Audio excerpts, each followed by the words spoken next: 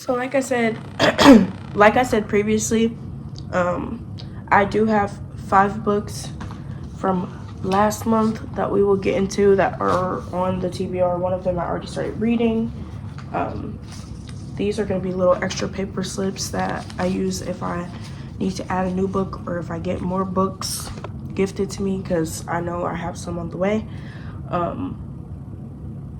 from a Christmas gift with my friend. But I did shake it up, as you guys could see in the sped up part of the video. So I am just going to pick out 5 tabs. There's 2, 3,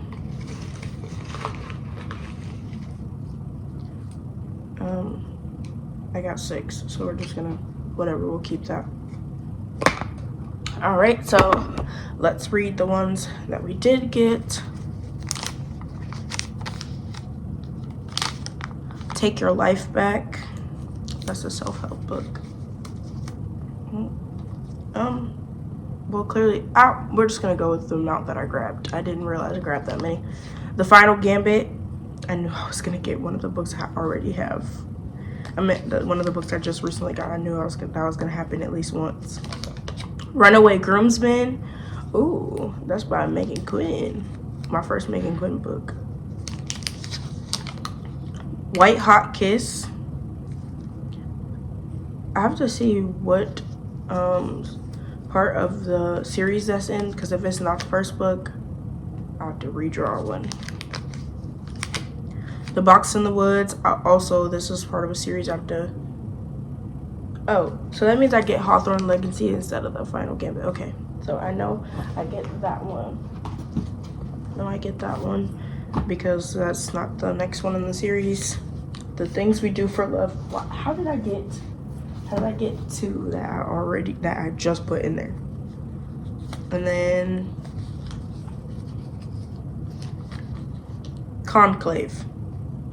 Okay, we have to look what some of these look like.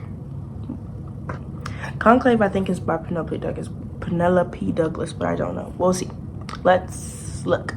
So I did ending up have to redraw one book because I don't have the first book in the series at all. Don't know how that is, but don't have the first book in the series.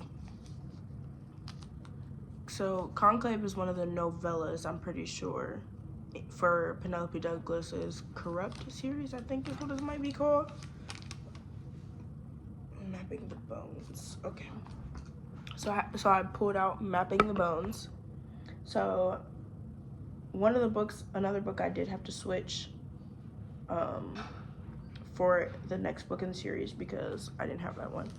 So we're gonna go find these 4 books real quick, and then we will go through and show you the books, and if it's not the middle book of a series, I will read the back of it for you. Collected all the books in total. We have 1, 2, 3, 4, 5, 6, 7, 8, 9, 10, 11 books on the TBR this month.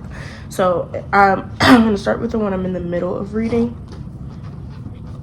Go to the old ones and then the old ones, and then read the old ones and then the new ones that I'm adding. So the ones that I already have on here are The House in the Cerulean Sea. This is the Barnes & Noble exclusive edition. I read to you last month what this one was about. I'm almost through this. The next book is in my book sleeve already because I think it's the next book I'm gonna read.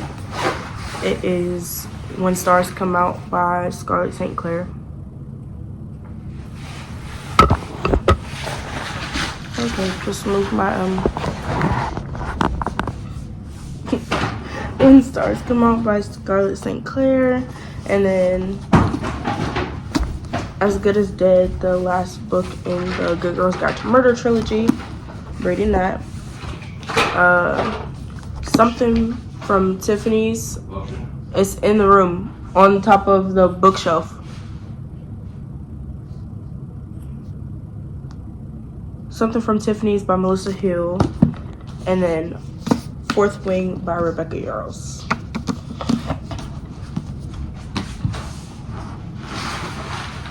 the new books that I'm adding is the ones that we're really going to go into detail about. So the first new book is The Things We Do for Love by Kristen Hanna. It says, years of trying unsuccessfully to conceive a child have broken more than Angie DeSario's heart following. Bye, I love you. Okay, don't close the door.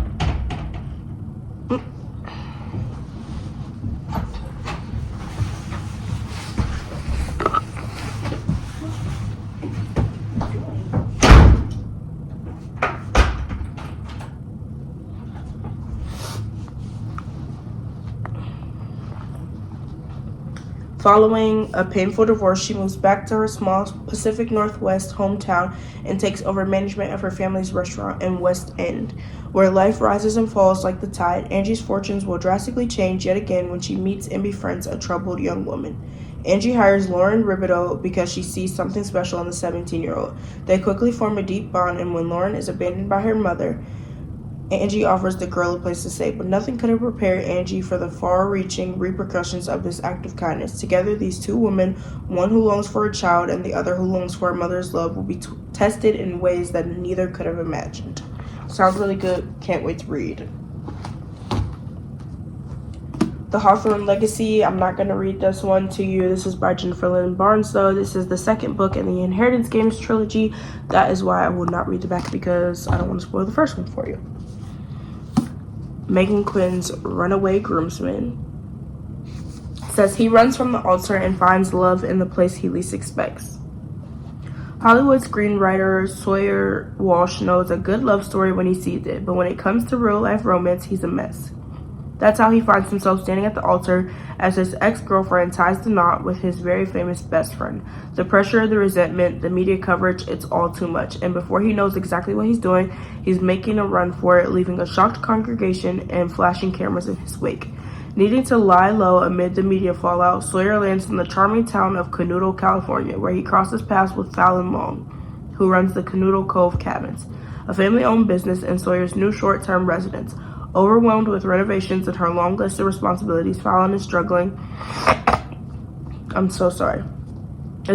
to make ends meet while attempting to bring the cabins back to their original glory. So when Sawyer arrives, she is grateful for the income, but immediately writes him off as just another vapid Hollywood hack until he begins to prove her wrong at every turn.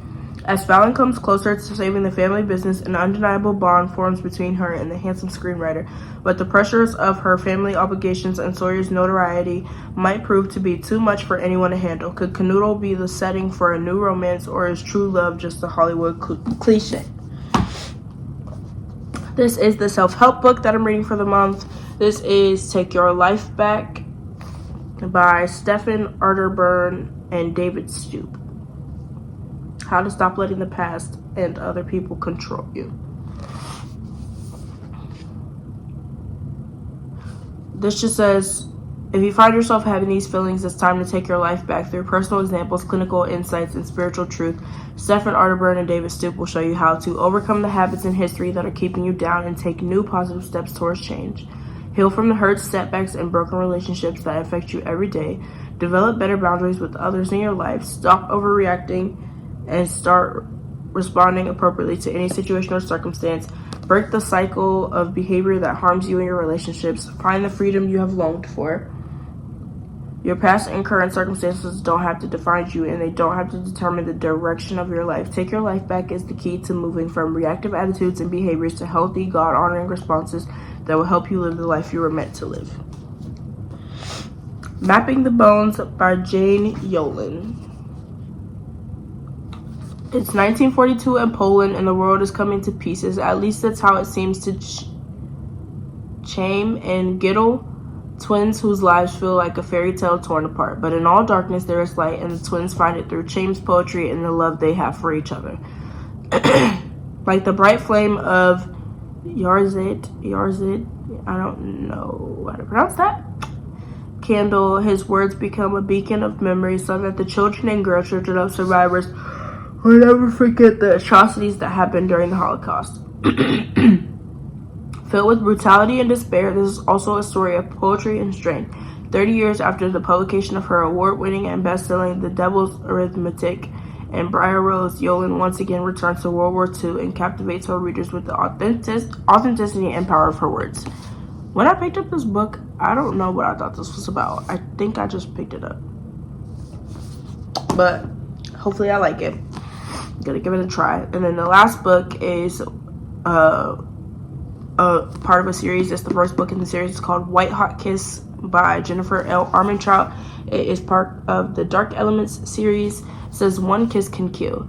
Layla just wants to be normal, fit in at school, go out on road dates, and do other typical teenager things. Trouble is, Layla is anything but normal, and her longtime crush Zane treats her like a little sister. Half demon, half gargoyle, Layla has abilities that no one else possesses. And even though Zane is a warden, part of the race of gargoyles tasked with hunting demons and keeping humanity safe, Layla's kiss will kill anything with the soul, including him. Enter Roth, a smart-mouthed demon who claims to know her deepest, most dangerous secrets. Though Layla knows she should stay away, it's tough when that whole soul thing isn't an issue. Trusting Roth could brand her a traitor to the warden family that raised her and destroy her relationship with Zane. But with a violent demon uprising looming in the distance, kissing the enemy suddenly pales in comparison to the end of the world. So this is a trilogy. There's 3 books. Stone Cold Touch and Every Last Breath. So hopefully I like this. It sounds good, so I hope I will. That is all for today's video. I hope you guys enjoyed. Here are all the books for this month. Well, here's most of them for this month. I hope you guys enjoyed this video, and I hope that, and you guys should leave in the comments your January TBR for this year. I want to know what everybody's reading. This is the start of me dwindling down my TBR. My reading goals will be the next video you see. Excuse me. My reading goals will be the next video you see. So yeah, hope you guys enjoy, and I will see you in the next one.